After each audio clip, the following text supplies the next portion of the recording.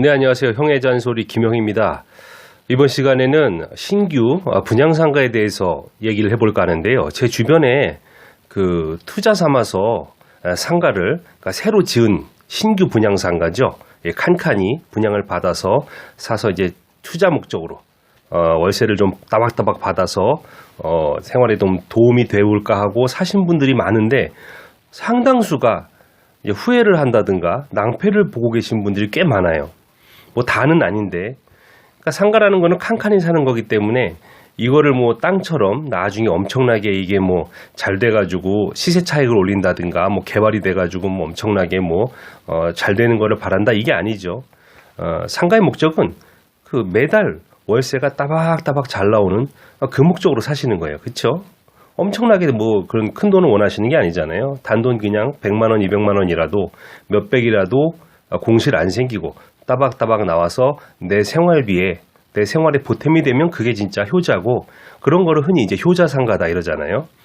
근데 이 그 신규 상가 그러니까 이제 건물을 뭐 좋은 자리에 상가를 지어요. 그래가지고 이제 그거를 갖다 이제 분양을 업체들이 이제 하나하나 한 칸 한 칸 팔아가지고 하죠.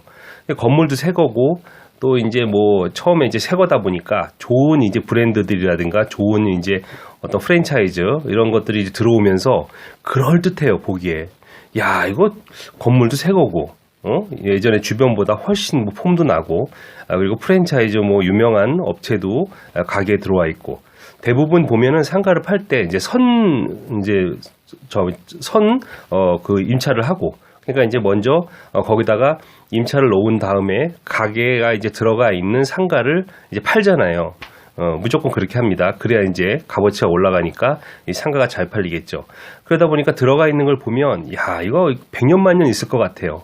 이 멋진 브랜드가 뭐 유명한 뭐 진짜 가게가 가맹점이 들어가 있으니까 월세도 좀 괜찮게 내고 이러다 보니까 덥석 비싸게 사신다는 거죠. 근데 보면 이제 흔히 말해서 뭐 무덤이다라고 이제 뭐 어디 뭐 진짜 투자자들의 무덤이 됐다 하는 데가 신도시의 그 분양상가들이에요. 그러니까 뭐냐면 흔히 이제 위례 신도시 같은 경우도 지금 뭐 엄청나게 뭐 열몇 평짜리가 뭐 10억씩 했어요. 10억씩. 그럼 열몇 평짜리를 10억이 하려면 최소 월세가 400만 원 이상은 나와야 그래도 그럭저럭 400, 뭐 450은 나와줘야 된다. 홍보도 그렇게 했죠. 근데 이게 처음에는 뭐 업체들이 들어가 있겠지만 장사가 안 되고 그 신도시가 뭐 아주 폭발적으로 성장해가지고 유동인구가 많고 사람들이 바글바글 하지 않는 한 열몇 평짜리에서 어떻게 월세를 400, 450을 내면서 장사를 해요. 어떤 업종이. 그러니까 안 되는 거예요. 비게 되는 거죠, 그럼. 그럼 빈다면은, 그 다음엔 지옥입니다. 왜냐면 10억을 갖다가 그냥 저기 뭐 돈이 많아가지고 일시불로 주고 그 상가를 갖다가 매입했겠어요. 보면은 이제 분양사들이 그렇게 얘기를 하잖아요. 여기 이제 은행을 끌고 와가지고 이거 대출을 갖다가 왕창 해줄 테니까 그냥 뭐 싸게 실투자금은 얼마 안 되니까 그냥 물어가세요. 그러면은 월세 따박따박 나오고 월세에서 은행 이자 제외도 뭐 충분히 몇 퍼센트 이상 저기 뭐 기본 이제 5, 6%는 가야 되죠. 5, 6% 이상은 뭐 나오니까 은행 이자보다 훨씬 좋다. 은행에 넣는 것보다 이게 2배 이상 더 나온다. 3배 나온다. 이렇게 해가지고 이제 사람들을 홀려가지고 팔아먹는 거죠. 근데 공실이 생긴 순간 지옥이에요. 왜냐 저기가 월세가 안 들어오니까 그냥 생돈을 물어야 돼요. 은행 이자를. 그것도 뭐 수억을 갖다가 1, 200만 원 금방 나가죠. 게다가 관리비가 또 있어요. 관리비. 그 또 관리 회사가 있으니까 그 분양상가 전체를 관리하는 그것도 관리비가 나오고 관리비에다가 은행 이자에다가 이중고 때문에 아주 그냥 뭐 투자한 사람들 임대 주인이죠. 상가 주인은 미칠 지경이라는 거예요. 주변에 많습니다. 뭐 거기만 그런 게 아니라 위례 신도시 얘기했는데 이제 그 잠실 이제 송파 헬리오시티 거기도 상가들 많아요. 다 비어 있습니다.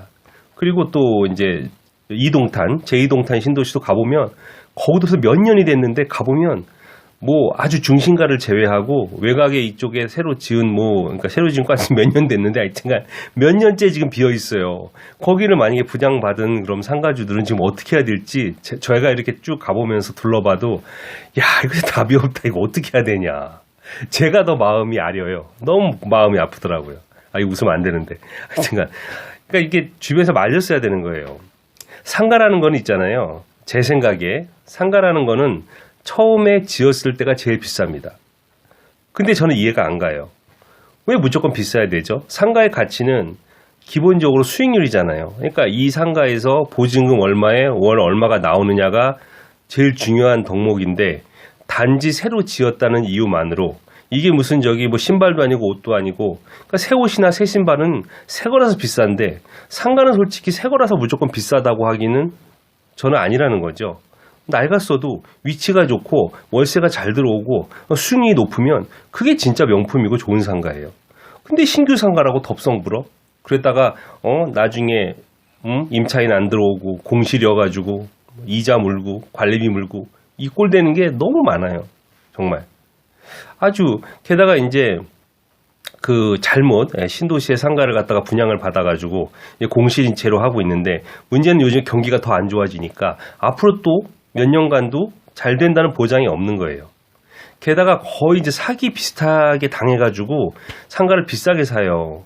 이해가 안 가요. 왜냐면 거기 이제 상가 분양하는 뭘 다 그런 건 아니에요. 다 모든 분양사들이 나쁜 건 아닌데 거기 이제 분양한다고 하시는 분들이 막 이제 얘기를 하는 거. 이거는 사장님 한 흔히 말해서 한 300만 원 나옵니다. 기본적으로. 한 8억 주고 사시면 한 300은 나와요.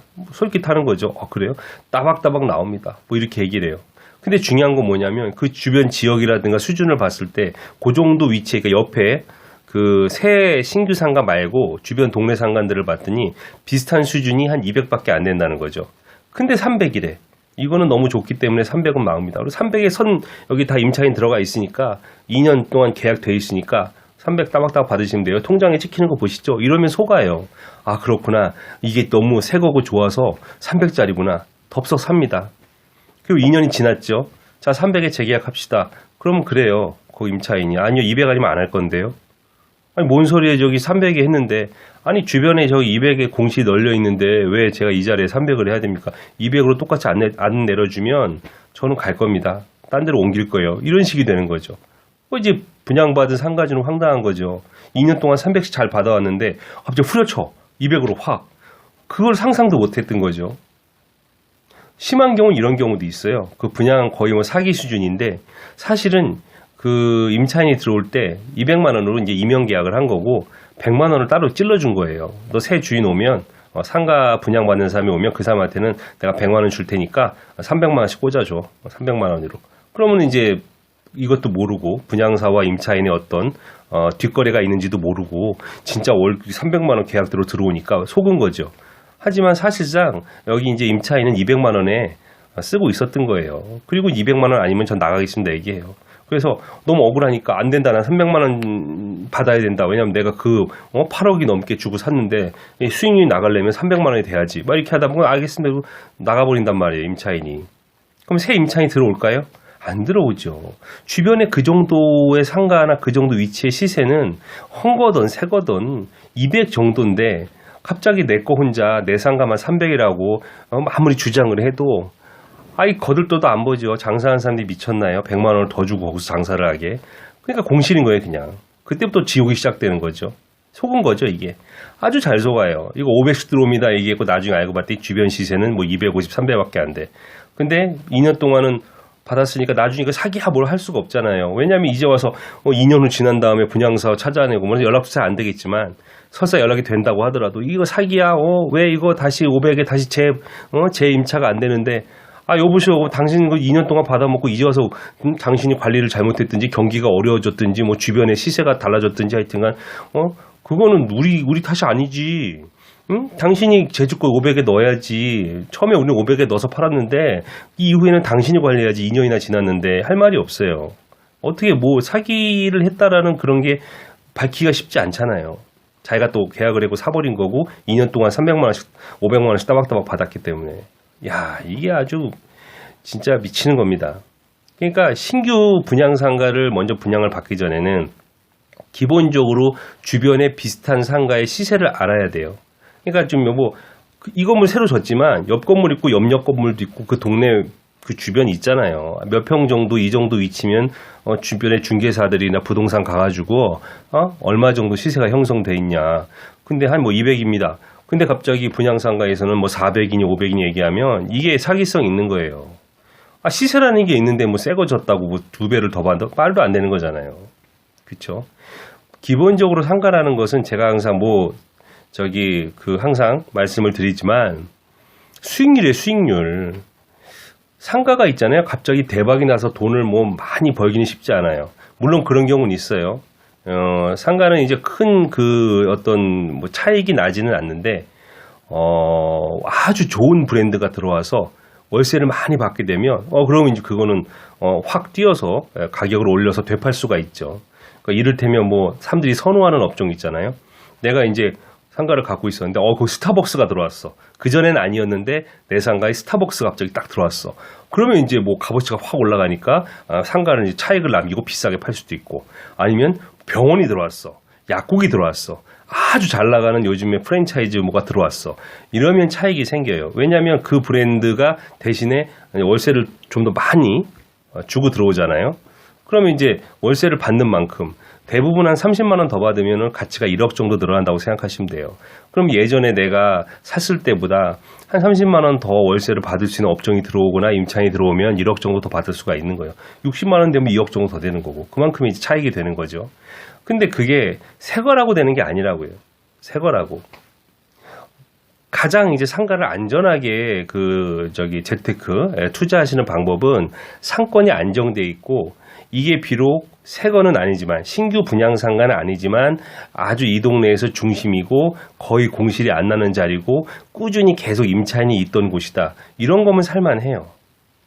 흔히 이제 뭐 예를 들자면은 그러니까 이제 몇 년 전에 제2동탄 신도시에 아주 뭐 엄청난 바람이 불었죠. 2동탄 뭐 아파트니 거기에 상가니 지식산업센터니 막 이래가지고 2동탄이 뭐가 어마어마하게 될 것처럼 거기에 무슨 SRT 뭐 열차 기차역이 생기고 막 이래가지고 근데 기본적으로 저는 되게 냉소적이었어요. 뭘 짓기는 많이 짓는데 과연 저 1동탄하고 2동탄은 거리가 좀 있습니다. 저 안쪽으로 들어가야 돼요. 1동탄처럼 뭐 용서고속도로라든가 아니면 무슨 경부고속도로라든가 이렇게 고속도로 바로 붙어 있어가지고 교통이 편한 것도 아니고 그렇다고 삼성하고 가까워가지고 삼성 사람들이 거기서 뭐 이렇게 많이 입주를 해가지고 어떤 삼성 상권이 형성되는 것도 아니고 이도저도 아니었는데 그냥 번듯하게 폼나게 지어놓고 엄청나게 폭리를 취하고 분양가를 비싸게 하더라고요. 근데 뭐 기차역도 들어서 뭐 여기 어쩌고 무슨 여기 이러니까 막 사람들이 솔깃해가지고 야 이거 어마어마한데 되게 막 의리의리하게 짓고 건물도 쭉쭉 올라가고 지금 다 비어 있어요. 지금 뭐 사무실이고 뭐 상가고 쭉쭉 올라가고 멋있고 뭐 아파트도 뭐 최신으로 짓고 하니까 거기다가 그 비싼 그거를 갖다가 진짜 감수하고 투자를 했단 말입니다. 지금 막 울고불고 난리 났어요. 물론 아파트도 그렇고. 아파트도 뭐 그냥 뭐 5억에 분양받은 거 1억 5천에 전세 주고 뭐 이러기가 어떻게 그 차익을 갖다가. 물론 이제 거기도 중심은 괜찮아요. 이동탄도. 하지만 워낙 넓으니까 외곽으로 빠질수록 교통도 안 좋고 인프라도 안 좋은 데는 완전히 초토화돼 있어요. 다 비어 있어요, 지금. 오피스텔 이런 거 어떻게 그걸 갖다가 다 채우려고 하는지 답이 없습니다. 도로 정비도 아직 다 안 돼 있어요. 자, 이런 상황이니까 차라리 내가 상가를 만약에 월세를 따박따박 밟고 안정적인 상가 투자를 하고 싶었다면 1동탄을 한 게 맞아요. 1동탄 뭐 거의 10년 됐죠. 오래됐어요. 뭐 10년 이상 된 데도 있고 낡긴 했지만 이미 상권 형성이 다 돼 있어요. 거기는. 공실도 없습니다. 완전히 상권 형성이 잘 돼 있고 유동인구도 많고 사람들이 오랫동안 살아왔기 때문에 차라리 그런 데서 안전하고 좋은 자리에 상가 투자하는 게 맞아요. 그게 월세가 따박따박 잘 나오고 마음이 안심이 된 겁니다. 근데 새 거라고 해가지고 새 거다. 이거 새 거니까 뭔가 다른 게 있겠지. 뭐가 다릅니까? 위치가 안 좋으면 유동인구가 별로 없으면 월세를 잘 내는 좋은 임차인을 갖다가 잘 걷어 넣지 못하면 상가는 아무짝에도 쓸모없는 진짜 짐덩어리 될 수밖에 없어요. 그러니까 이제 제가 말씀드리고 싶은 거는 무조건 새 거라고 신규 상가라고 거기에 현혹이 돼가지고 그 주변 시세를 확실하게 파악을 하지 않고 신규 분양 상가를 매입을 하면 큰 낭패를 볼 수가 있다. 그쵸? 항상 조심해야 된다. 주변에 신규가 아닌 주변 상가들 부분 인근의 상가 시세를 알아보고 월세가 어느 정도 수준인지 알아보고 지금 넣었던 임차인이 나갔을 경우 새 임차인을 내가 받을 수 있는가? 내가 원하는 월세 수준에서 이 부분을 항상 알아봐야 되고요. 굳이 비싼 그런 상가를 사지 말고 제가 지난번에 말씀드렸다시피 내가 제일 잘하는, 내가 자주 가는, 내가 아는 곳 거기에서 제일 좋은 지역에 여기는 내가 잘 알고 있고 여기 상가는 장사가 잘 되고 특히 여기 가게들 상가들은 아주 내가 봐도 진짜 군침을 흘릴 만큼 아주 괜찮은 데야 라고 하면 거기를 노리세요. 신규보다 훨씬 쌀 거리요? 대출이 안 나오는 것도 아니에요. 대출 잘 나옵니다. 왜냐? 월세 보고 대출 해주는 거예요. 여기는 그 은행에다가 대출 신청하면 은행에서 가봐요. 감정평가사들이. 가보면 보증금 얼마에 월 얼마고 상권 보고서 많이 대출해 줍니다. 신규랑 큰 차이가 없어요. 아시겠죠? 그러니까 상가 투자는 신규 분양상가를 억지로 위험하게 모험을 하지 말고 그냥 상권이 안정돼 있고 임차인이 빠지면 바로바로 들어올 수 있는 그런 안정적인 조금 이제 연식이 됐더라도 그런 상가를 사시는 게 아주 정신 건강에 좋다. 이런 말씀을 제가 드리고 싶었습니다. 제가 엄청나게 부동산 전문가도 아니고 그런 어디 TV 나와서 이런 사람도 아니지만 저는 일반인의 입장에서 어느 정도 그 부동산 투자라든가 이런 부분에서 어느 정도 이제 성공을 했다고 상당히 재미를 봤다. 괜찮았다. 이런 일반인 눈높이에서 제가 말씀을 드리는 거예요. 복잡한 이론이라든가 그림을 칠판에다가 써가면서 그래프 그려서 어쩌고 하고 이렇게 하지 않겠습니다. 그렇게 한 머리만 아파요. 간단한 이치가 있는데 뭘 갑자기 그래프에 그림에 어쩌고 뭐가 이거 있고 그렇게 해가지고 사람 현혹해가지고 그건 뒤통수 맞는 경우 많습니다. 그냥 단순하게 생각하세요. 기본만 원칙만 내 투자할 때 기본 원칙이라든가 어떤 그런 내 개념만 딱 정립해 놓고 있으면 절대 손해보지 않습니다. 이상한 거에 현혹돼가지고 꼭 잘못된 투자를 해서 땅을 치고 가슴을 치고 머리를 치고 후회하게 되는 겁니다. 자, 도움이 되셨으면 좋아요, 구독 부탁드리고요. 지금까지 형의 잔소리 김영이었습니다. 감사합니다.